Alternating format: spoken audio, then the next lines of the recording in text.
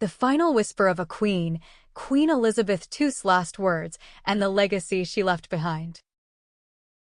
On September 8, 2022, as Buckingham Palace announced the passing of Queen Elizabeth II. The longest reigning monarch in British history, she had been a pillar of strength, continuity, and duty for over 70 years. Her death marked the end of an era, leaving millions in mourning and a nation reflecting on the life of a queen who had dedicated herself entirely to service. But as history recorded the formalities of her passing, a mystery lingered. What were the final words spoken by the queen before she drew her last breath? In the quiet corridors of Balmoral Castle, where the queen had chosen to spend her final days, her family gathered by her bedside. The weight of history was palpable in the room. Doctors had been monitoring her condition closely, and it was becoming increasingly clear that the inevitable was near. Her son, now King Charles III, along with other members of the royal family, were by her side, each grappling with the reality of the moment. The Queen, who had always been known for her composure, remained serene even as her strength waned. Throughout her life, Queen Elizabeth had been a woman of measured words. Every speech, every statement, every carefully chosen phrase carried significance. It was no different in her final moments. According to sources close to the royal family, her last words were a reflection of the very essence that had defined her reign: duty, family, and faith. Whispered with a voice softened by time, yet unmistakably firm, she is believed to have said, "I must continue to serve." For those who knew her best, these words came as no surprise. Service had been the defining principle of her life. From the moment she ascended the throne in 1952, following the sudden death of her father, King George VI, Queen Elizabeth II had vowed to dedicate her life to the service of her people. It was a promise she upheld for over 7 decades, through times of war and peace, triumph and tragedy. Even as her health declined, she had carried out her duties with steadfast commitment, greeting the new Prime Minister, Liz Truss, just days before her passing. Her final words were a testament to the core of her character. It was not a lament, nor a farewell, it was a declaration of purpose, a final reaffirmation of her lifelong dedication. Those present in the room described the moment as profoundly moving. Even in the face of death, the Queen remained unwavering in her sense of responsibility. It was as if she was reminding those around her, and perhaps herself, that service was not just a duty but a calling that transcended even mortality.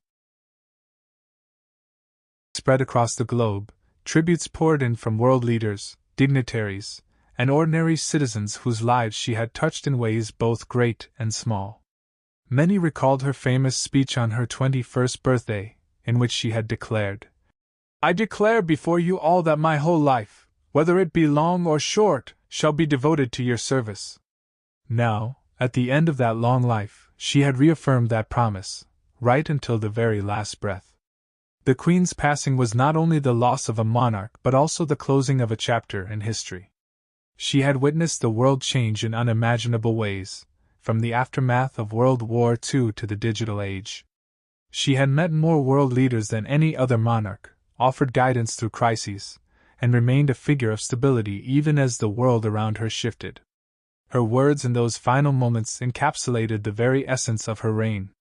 In the days that followed, as the United Kingdom entered a period of national mourning, stories of her unwavering sense of duty resurfaced.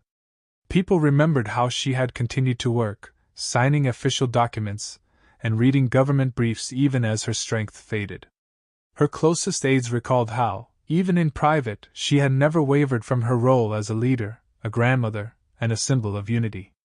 Her final words also held a deeper significance for her son, Charles, who was now stepping into the role of king. For decades he had prepared for this moment, yet nothing could truly prepare one for the immense responsibility of wearing the crown. In that quiet room in Balmoral, as he held his mother's hand, those words would have echoed in his heart. "I must continue to serve."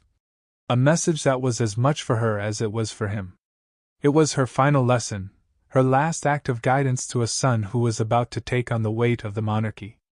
The Queen's legacy was not just in the policies she endorsed, or the speeches she gave, but in the way she carried herself throughout her reign. her ability to remain neutral yet influential, her strength in the face of adversity, and her unwavering commitment to her people set her apart.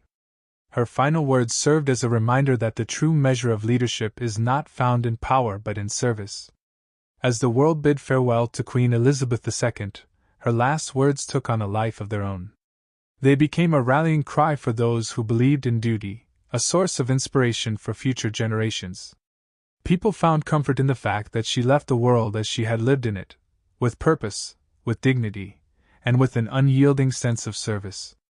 In the years to come, historians will analyze her reign, biographers will attempt to capture the nuances of her personality, and scholars will debate the impact of her leadership.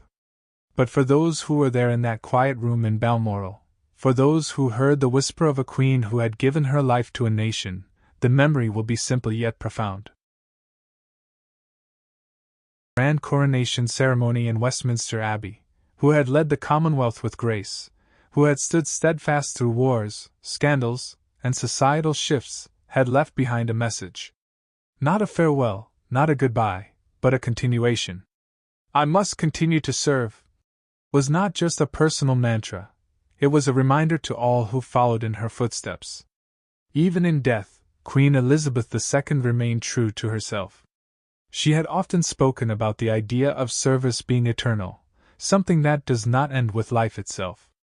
Perhaps, in her own way, she was telling the world that her legacy would live on, not just in the monuments built in her honor, but in the lives she had touched, in the traditions she had upheld, and in the duties she had exemplified.